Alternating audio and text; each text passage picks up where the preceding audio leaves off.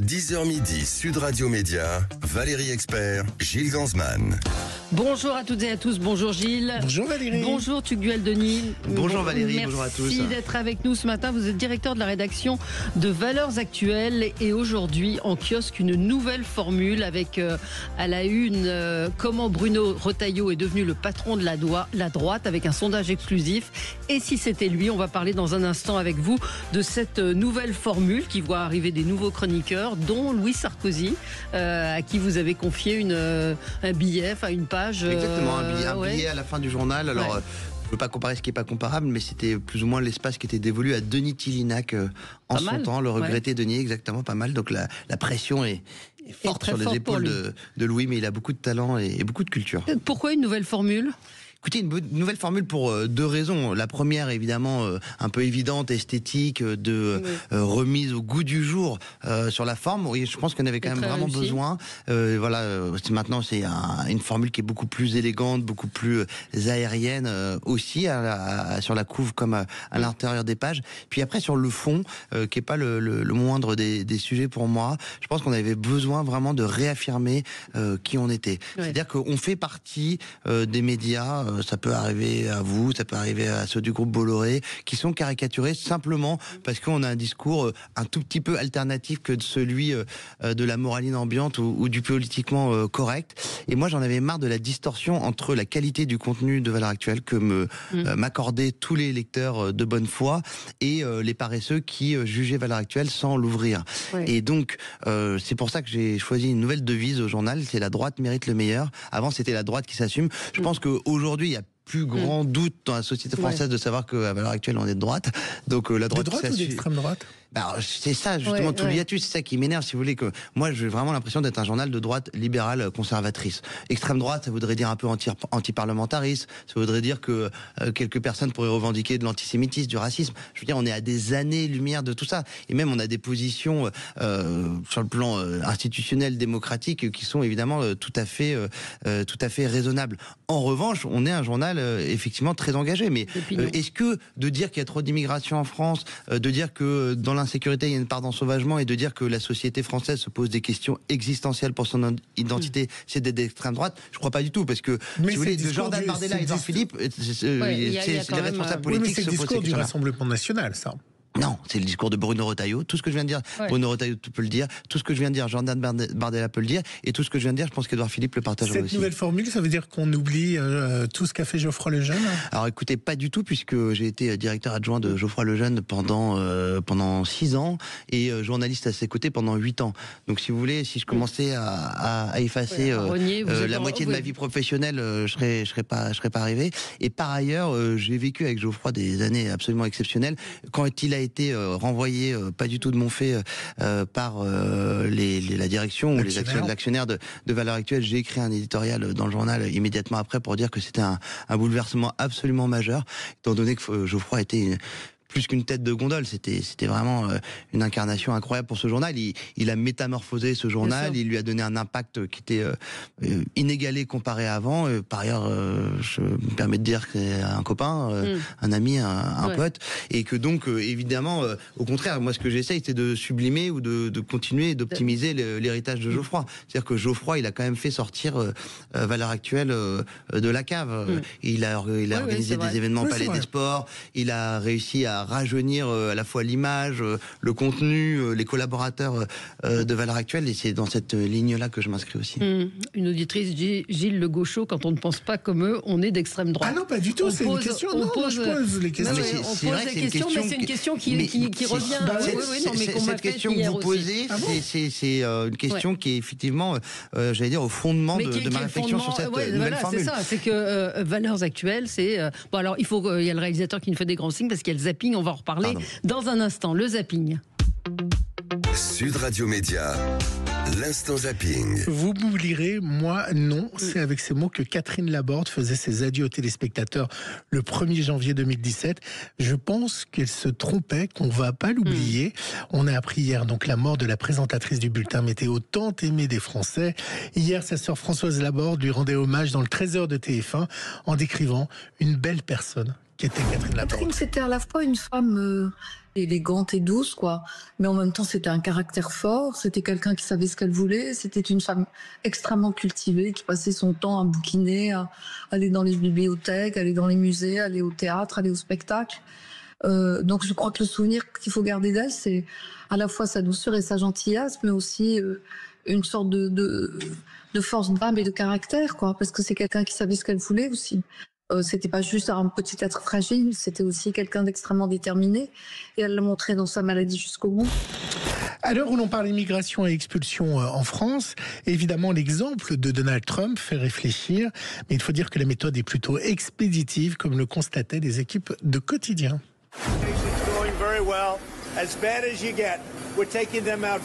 Dans tout le pays, les arrestations se sont multipliées. Pareil pour les expulsions par avion.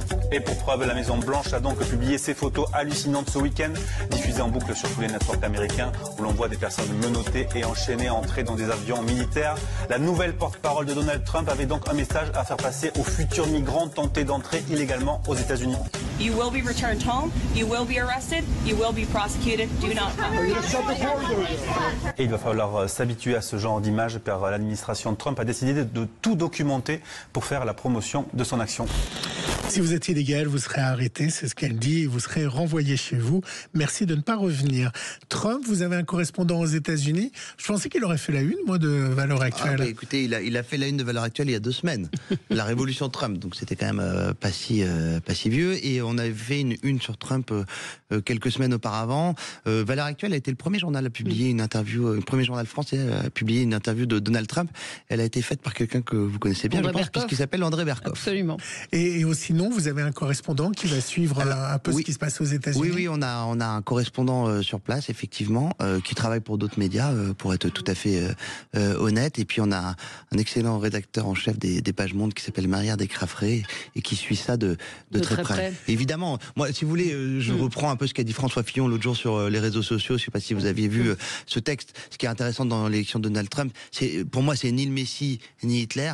En revanche, ce qui est passionnant, c'est les ressorts qui ont amené cet homme décrié par le système, qui avait contre lui et les médias, et la bien-pensance, et l'établishment, enfin énormément de vents contraires. Et pourquoi finalement il gagne malgré cela? Et c'est parce qu'effectivement il y a un ras-le-bol général mondial qui est absolument...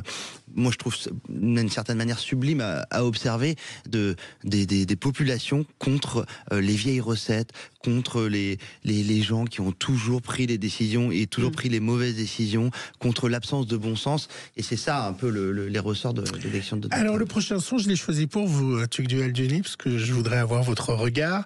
C'est de la musique bretonne ou... Non. C'est la polémique média du moment. Hier, Philippe Carly, le président du groupe presse EBRA, critiqué pour avoir laqué sur le réseau social LinkedIn des publications des personnalités d'extrême droite, a démissionné. Une annonce faite mardi par le Crédit Mutuel, c'est l'unique actionnaire du groupe. Alors le groupe EBRA, pour nos éditeurs, c'est 9 quotidiens régionaux, dont le Progrès, où travaillent plus de 1400 journalistes. Hier, débat n'en touche pas à mon poste. Guillaume Janton, pour lui, il n'aurait pas dû démissionner, il n'aurait pas eu à démissionner s'il avait laqué Jean-Luc Mélenchon. On l'écoute. Mais c'est un scandale. Et ce qui me choque le plus là-dedans, déjà à titre personnel, il a le droit de liker ce qu'il veut. Mais ce qui me choque le plus, et tout le monde le sait, c'est que s'il avait liké des posts de gauche, personne n'aurait rien dit parce que c'est normal, parce que ça passe crème. C'est ça qui est devenu insupportable. Aujourd'hui, les partis que représentent, bon, elles y sont plus, mais en l'occurrence le Rassemblement National, il y a 11 millions de Français qui votent pour ces partis. Donc déjà, il y a rien de non démocratique à liker ces publications-là. Et cette hypocrisie avec le Rassemblement National et cette politique qui consiste à blacklister quelqu'un parce qu'il aurait été vu avec quelqu'un, parce qu'il a liké les posts de quelqu'un du Rassemblement National ou de Reconquête ou peu importe, je trouve ça scandaleux. Il faut arrêter au bout d'un moment, les gens ont le droit d'avoir des opinions et c'est ça la démocratie. En tant que directeur de la rédaction de l'heure actuelle, si vous laquez Jean-Luc Mélenchon, votre actionnaire vous vire? Alors, je fais extrêmement attention à ce que je like.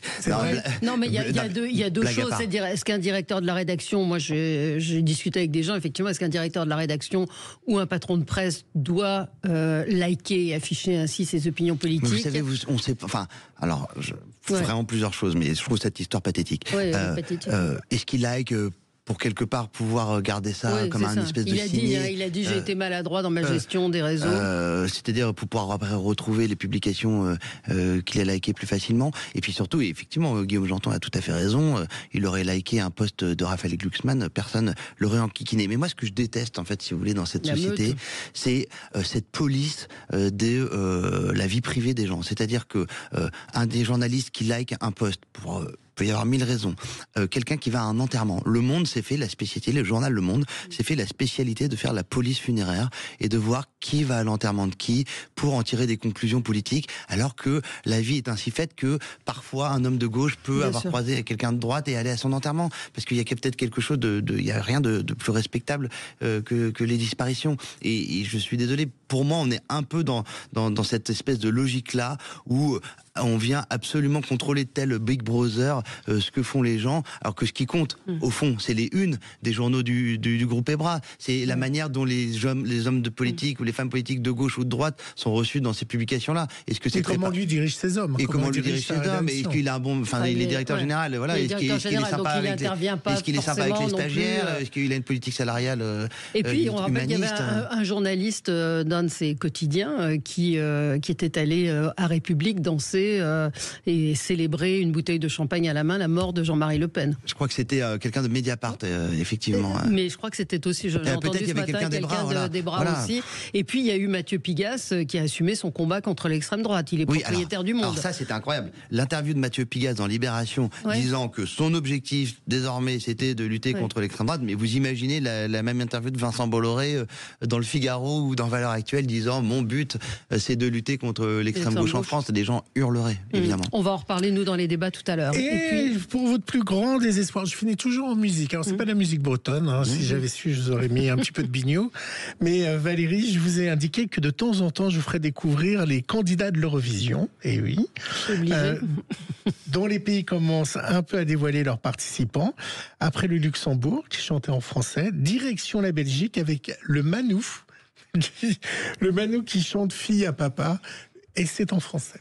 Je suis et je reste une fille à papa. Ah non, Offenbach peut aller se rhabiller là. Ah bah oui. On a l'impression que c'est toujours la même chanson, le même rythme, le même rythme, le même. Bon, si on peut abréger mes souffrances et s'arrêter à la Belgique, ce sera très bien. On se retrouve dans un instant avec Tugdual Denis pour parler donc de la nouvelle formule de Valeurs Actuelles. À tout de suite. Le 10h midi, Sud Radio Média, Valérie Expert, Gilles Gansman.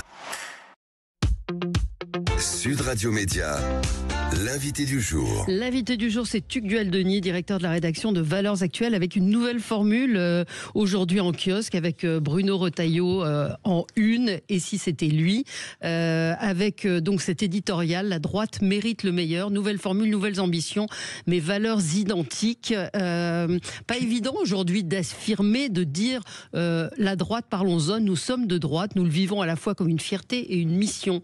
C'est rare de lire ces mots-là. Effectivement, c'est-à-dire que nous, on assume d'être un journal engagé, c'est pas le cas de tous les hebdomadaires, et qui se définit par un camp politique très large, c'est-à-dire rien que la droite, mais toute la droite.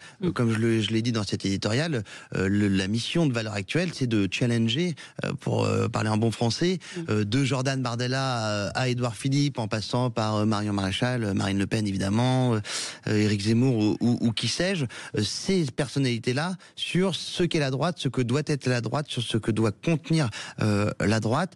Et j'assume tout à fait d'avoir des chroniqueurs qui ne vont entre guillemets que dans un sens. Donc Catherine Ney, François Dorcival, Louis Sarkozy, c'est des gens qui tous se définissent de droite, parce que je veux offrir une sorte de cocon aux lecteurs de droite qui ne trouvent pas forcément à l'extérieur de quoi se nourrir. Je veux aussi leur offrir du contenu. C'est-à-dire que Valeurs Actuelles assume un positionnement haut de gamme, ça coûte 6,50 €, c'est pas donné. Il y a 92 pages, il y a 12 pages de pages culture chaque semaine, il y a 10 pages d'économie avec Olivier Babot, donc notre nouveau chroniqueur, mais aussi une interview que vous connaissez, vos auditeurs connaissent très bien, Éric Revel, qui mène une interview chaque semaine d'un économiste ou d'une personnalité du monde de l'économie. Donc c'est une lecture exigeante, mais parce que je crois que Valeurs Actuelles a toujours une sorte de mission d'éclaireur. Alors on est est une petite marque, j'ai tout à fait la modestie de le reconnaître. Mais pourquoi petite marque? C'est une non, marque, mais c'est-à-dire qu'aujourd'hui, il y a une concentration des médias, bien sûr. Avec les groupes Bolloré, Bernard Arnault, Saadé, etc. Bon, nous, on est un petit groupe, puisqu'il n'y a que nous et Spectacle du Monde. Mais en revanche, ça nous donne une forme d'agilité pour être lanceur d'alerte. On parlait de Geoffroy tout à l'heure. À l'époque de Geoffroy Lejeune, le journal était lanceur d'alerte en étant le premier à faire des unes. Et vraiment, ça, on peut vérifier factuellement sur le wokisme, sur les dérives du féminisme, sur l'écologie qui devient radicale et punitive. Vous n'êtes pas écolo ?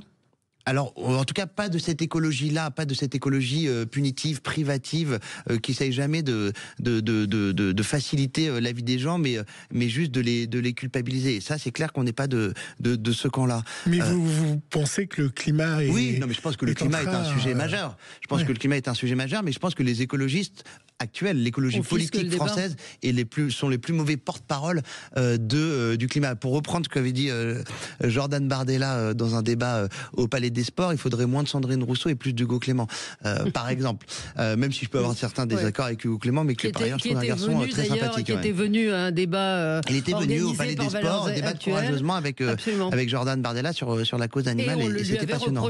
Et on lui avait reproché, ça avait été incroyable. Et d'ailleurs, Hugo Clément avait eu énormément de panache, puisque il avait fait une semaine après de médias pour devoir se justifier d'avoir accepté cette invitation. Et il avait dit, mais vous vous rendez compte ce que vous êtes en train de me dire? Si je parle pas aux électeurs de Marine Le Pen ou de Laurent Wauquiez, mais ça serait complètement ridicule de pas leur prêcher sa bonne parole à lui. Mais donc, on va continuer à être des lanceurs d'alerte. C'est-à-dire que, par exemple, je vous prends un exemple très précis, fin août, on a fait une sur le chaudron algérien. Et on expliquait à la fois comment le pouvoir algérien jouait sur la rente mémorielle, à la fois comment ils essayaient de faire de l'ingérence et de l'influence dans notre pays via tel influenceur ou tel lobbyiste. Bah écoutez, quelques mois plus tard, on y est complètement. On a fait une très récemment aussi sur le syndicat de la magistrature, qu'on a sobrement qualifié le syndicat de la honte, pour expliquer que aujourd'hui il y avait une immixtion de la justice sur le terrain politique. Et voilà, je crois que ça sert à ça à l'heure actuelle. C'est un journal qui sert à effectivement être un peu avant-gardiste et éclaireur pour la droite. Aujourd'hui, on est le premier hebdomadaire français à poser la question et à mettre les pieds dans le plat concernant Bruno Retailleau. Bon, ok, on le voit partout, il parle d'insécurité, d'immigration du matin au soir, mais maintenant, est-ce qu'on peut s'arrêter 2 secondes et se demander si effectivement, en fait, c'est pas lui le candidat que la droite devrait adouber, la droite, en tout cas des Républicains, devrait adouber pour 2027. Alors, je sais pas si lui va trouver ça trop précipité comme question, mais le rôle de Valeurs Actuelles, c'est d'être à la fois dans l'impact et en même temps dans l'expertise et dans le sérieux. Juste, il a réagi ou pas à ce... Je sais qu'il a lu le papier et qu'il a vu la une, et j'ai pas l'impression qu'il trouve ça trop désagréable. Ça veut dire que Valeurs Actuelles va s'engager dans la campagne présidentielle? Alors non. Et que vous allez soutenir des candidats? Non, il est hors de question. C'est ce qui arrive aux États-Unis. Oui, mais alors, il est hors de question qu'on roule pour qui que ce soit.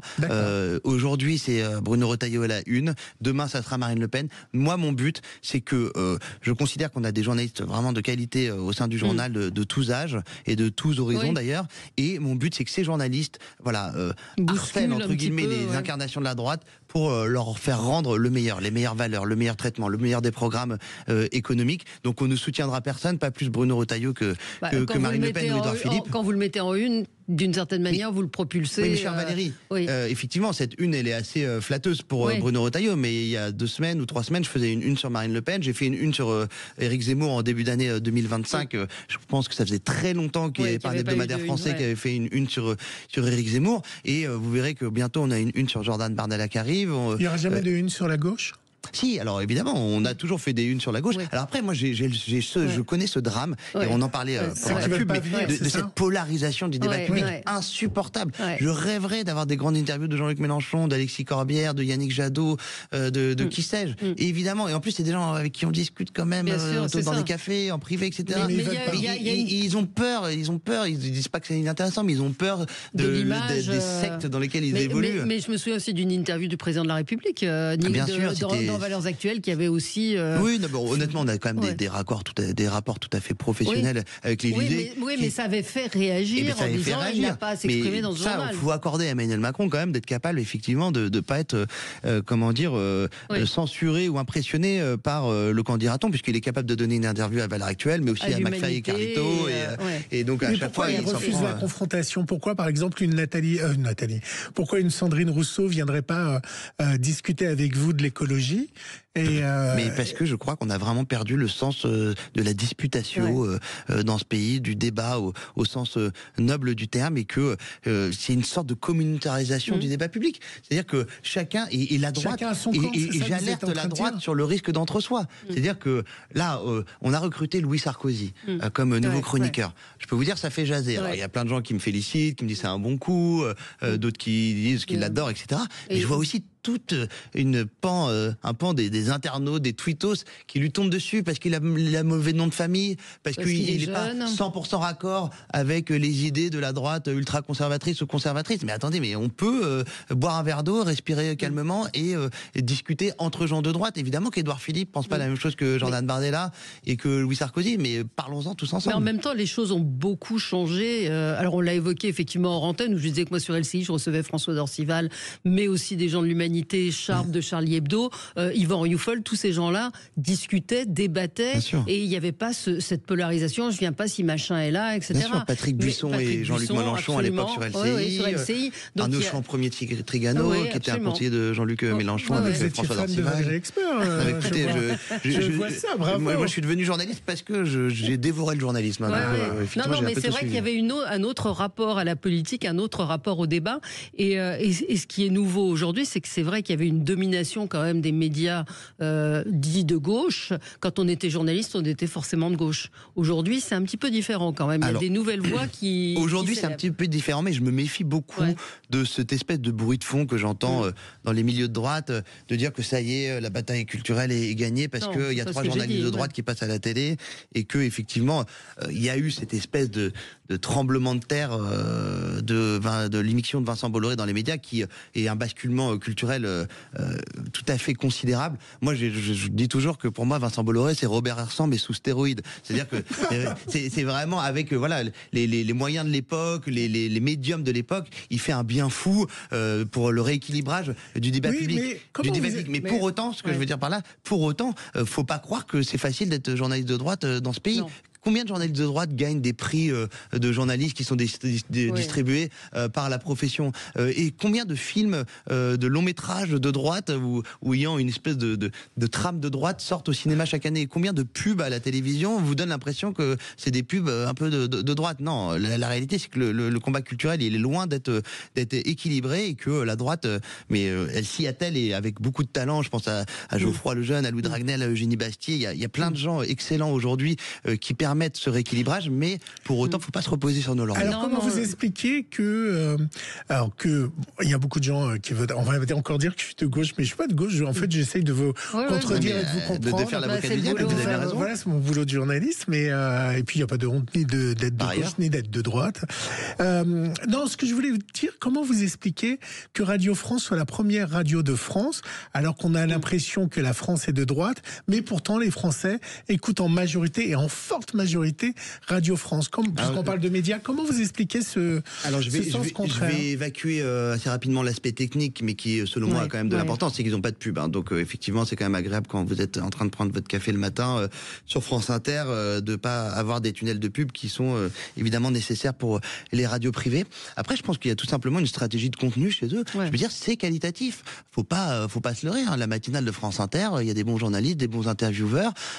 D'ailleurs, on cite Léa Salamé là dans le portrait de Bruno Retailleau, qui fait une tirade entre guillemets pour dire que Bruno Retailleau est très bon. Il est invité régulier de la matinale de France Inter, à tel point d'ailleurs qu'il était chambré par Charline Van Hennecker comme étant un des chroniqueurs de la station. Mais ce qu'explique Léa Salamé, qui pour moi est assez intéressant, et à la fois sur Bruno Retailleau et sur ce que ça dit de sa vision du journalisme et de France Inter, c'est qu'elle dit Bruno Retailleau, il a des convictions qui sont a priori pas trop partagées par les auditeurs ou les gens qui travaillent à France Inter, mais comme il les exprime avec une espèce d'authenticité et surtout en les délayant par les faits, par le raisonnement, par quelque chose d'assez sophistiqué, eh bien ça passe. Donc le jour où la droite fait du contenu, fait de la qualité, ça marche aussi et c'est là qu'elle est inattaquable. Donc il faut aussi que la droite, à la fois sur des aspects de forme, c'est-à-dire d'utilisation des codes de la modernité, de réactivité, soit aussi bonne que la gauche, mais aussi qu'elle soit capable de produire des très bons contenus. Moi, Le Monde, je déteste leur biais woke, j'ai l'impression que c'est un journal intellectuellement parfois malhonnête, mais on peut pas dire qu'il n'y a rien à manger quand on ouvre l'application du Monde. Ça part dans tous les sens, il y a des récits, des longs formats. Mais c'est une ouverture d'esprit que de pas fermer en disant je ne lis pas Le Monde parce que je n'aime pas... Ah mais quand je reçois un stagiaire, la première chose que je lui demande, c'est qu'est-ce que vous lisez ? Et s'il me répond, je lis que Causeur, j'écoute que Sud Radio et je lis que Valeurs Actuelles, je lui dis attention mon coco. Mais c'est ce qu'ils vous répondent ou pas ? Non, moi je faisais le test à LCI, je le dis, je radote. C'est vrai ? Je faisais... Ah ben oui, c'était le DRH qui m'avait dit demande-leur ce qu'ils écoutent et ce qu'ils regardent, et ils écoutaient France Inter et ils lisaient Libération 100%. Alors bon, non mais moi j'ai un peu le risque inverse si vous voulez, des gens qui postulent chez VA, ils ont tendance à me dire attendez, moi je lis que des trucs de droite, mais non, faut lire évidemment la concurrence. On marque une petite pause et on se retrouve avec vous, Tugdual Denis, pour parler de cette nouvelle formule de Valeurs Actuelles. À tout de suite. Le 10h midi, Sud Radio Média, Valérie Expert, Gilles Gansman, Sud Radio, le supplément média. Le supplément média avec Tugdual Denis, directeur de la rédaction de Valeurs Actuelles, avec une nouvelle formule de Valeurs Actuelles, une nouvelle maquette, des enquêtes, des grandes signatures. C'est un hebdomadaire que vous positionnez comme haut de gamme. Et effectivement, il y a des... Juste une petite précision, Valérie. On avait dit parce que ça a été annoncé sur nos réseaux qu'à 10h30, on a eu Marine. Vous avez la gagnante de la Starac. On l'a enregistrée hier. Alors, comme on continue avec Tugdual de Nice, pas prévu, on vous je suis désolé pour les auditeurs parce que je veux bien croire qu'il y a quand même plus de gens qui veulent écouter. Non, Marine, j'ai fait une belle. Elle était très fatiguée, ce qui fait beaucoup. Bon, donc, ce sera diffusé demain, promis à 10h30 demain. Mais vous ne perdez pas au change. Je suis désolé pour les fans de Marine. Voilà, mais vous ne perdez pas au change, donc mais achetez Valeurs Actuelles quand même. Voilà, pour sortir. Ça vous a fait du mal, le JD News ?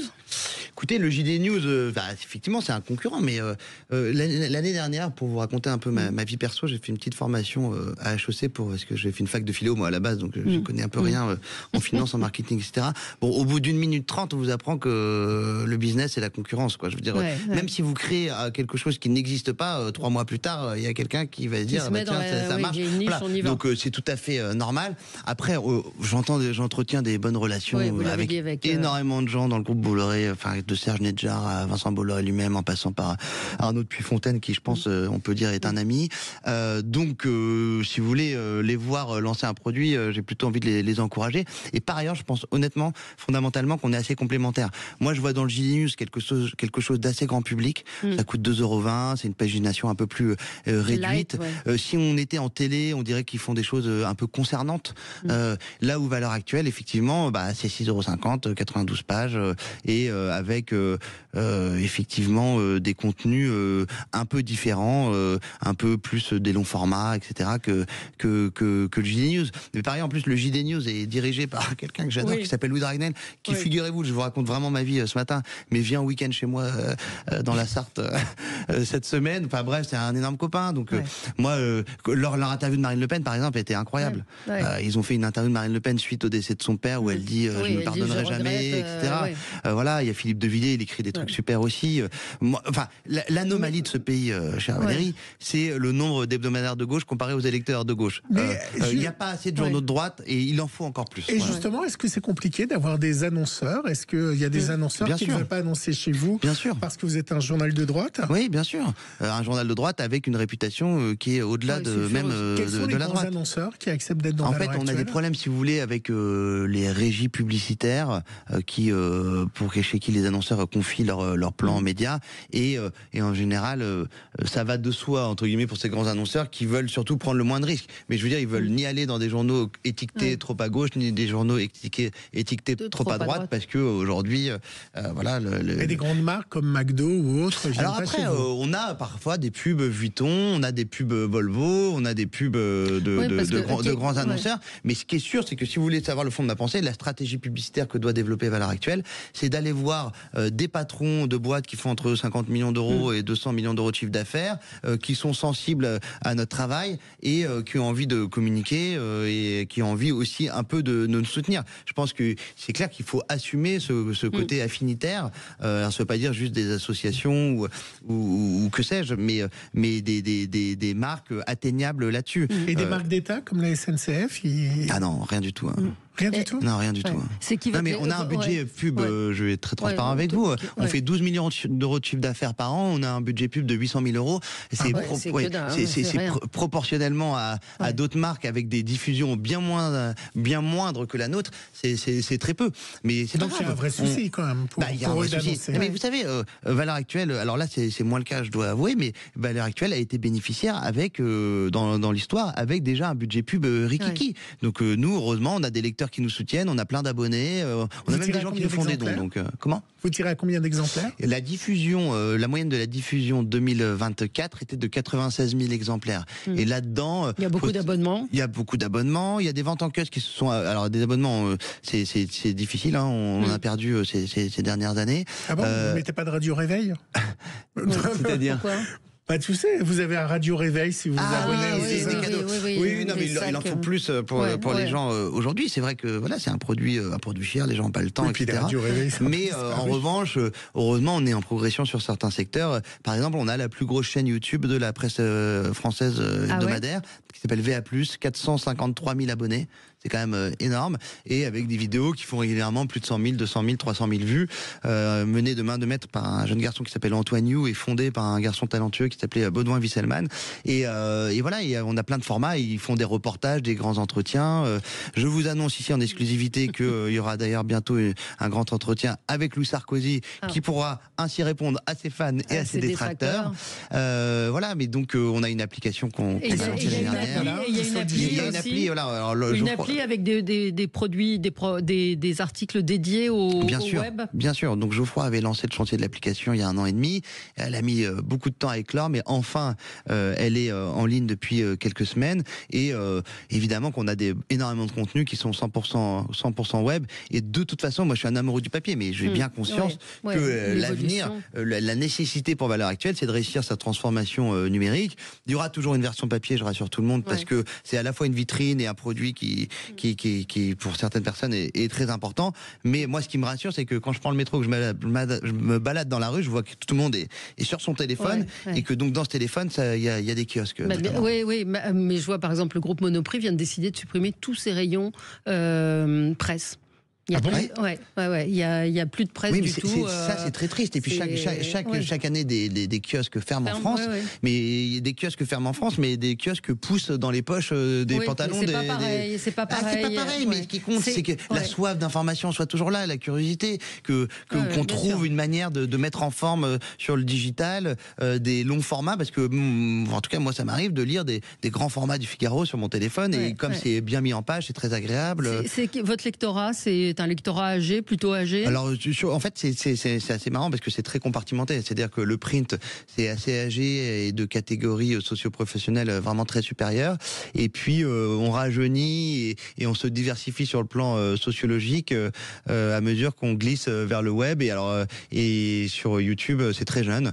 Donc, c'est assez sympathique parce que c'est-à-dire qu'il peut y avoir des bonnes synergies. C'est-à-dire que le visionneur de VA+, demain, il va commencer à prendre en main l'application et puis après-demain, peut-être s'abonner à la version papier parce que tout ça est un univers assez cohérent sur des supports différents. Dans 3 semaines, C8 va fermer.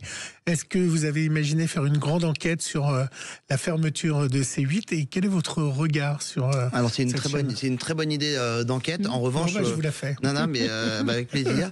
Effectivement, de savoir exactement comment tout ça s'est passé et qui sont les gens malveillants qui ont abouti à cette décision. En revanche, on a déjà fait énormément de sujets sur l'Arcom, le CSA qui était son ancêtre avant, et sur voilà, faut bien le dire. Hein, parfois c'est aux fonctionnaires, ces gens un peu déconnectés de ce que que sont la réalité des médias et de l'audience de ces médias, et qui décide comme ça arbitrairement qu'est-ce qui est bien et qu'est-ce qui est pas bien. Moi, je pense qu'on va rigoler quand on va voir les nouvelles chaînes. On va voir des contenus à la hauteur d'une licence TNT. Vous trouvez pas bizarre qu'on soit choqué par l'arrêt de C8 et pas par l'arrêt d'Énergie de vous? Les deux. Non, mais c'est-à-dire, on dit à l'Arcom, c'est honteux, vous arrêtez C8. Mais parce que c'est une chaîne qui marche, enfin, je veux dire, qui produit et qui marche. C'est pas parce qu'une chaîne ne marche pas qu'on doit l'arrêter. C'est des histoires juridiques. Mais qu'elle ne respecte pas son cahier des charges. Je veux dire, c'est quand même on a vu qu'il y avait des raisons éminemment politiques dans la fermeture de C8. Cyril Hanouna ne peut pas faire un pas sans être enquiquiné par une armée de bien-pensants. Après, on pense ce qu'on veut de ces programmes, mais vous ne m'enlèverez pas de l'idée qu'il est victime d'un procès politique et d'un traitement de défaveur. Voilà. Et l'arrêt de C8, c'est aussi ça. C'est faut absolument enquiquiner Vincent Bolloré, absolument enquiquiner tous ceux qui travaillent avec lui, alors qu'ils sont représentatifs de millions de Français qui sont passionnés par leur programme et leur contenu. On ne peut pas tout à fait comparer, je trouve, Énergie et C8, qui est une chaîne qui produit des programmes. Non, mais j'étais sur le discours que l'Arcom arrête des chaînes, mais c'est vrai qu'on ne parle pas de... Non, mais en tout cas, on aimerait bien que les arguments soient à chaque fois implacables, dans le cadre d'Énergie 12 comme celui de C8. Voilà. Juste par rapport une à nouvelle formule avec des signatures, avec des grands dossiers, un sur la France insoumise à Roubaix. Vous l'avez dit, Éric Revel. Il y a une immersion de 6 pages, mais de 6 pages en Syrie. La Syrie fantôme, c'est glaçant. Honnêtement, c'est incroyable. Myriad Akrafré, dont je parlais tout à l'heure, est allé à Homs, à Damas, à Alep, à la fois voir des institutionnels, des responsables religieux, mais aussi des Syriens de la rue, comme on dit, et il raconte un pays, certes, libéré du joug de Bachar el-Assad, mais qui est aujourd'hui en plein brouillard. Très inquiétant. Et grande interview également de Gilles William Goldnadel. Donc, valeurs actuelles, nouvelle formule. Et si c'était lui, c'est à retrouver en kiosque. Faites attention quand vous allez dans votre kiosque, parce que c'est plus rouge et blanc. Oui, mais il y a marqué valeurs actuelles en très gros. Mais les gens sont habitués à voir. On peut difficilement. J'ose espérer qu'on a réussi notre nouveau logo. En tout cas, moi, je la trouve très belle. Elle est très élégante, la maquette. Merci et puis, il y a beaucoup. du contenu. Voilà. Merci à vous, Tugdual Denis, d'être venu sur Sud Radio ce matin. Et nous, on continue avec nos débats. Sud Radio, votre attention est notre plus belle récompense.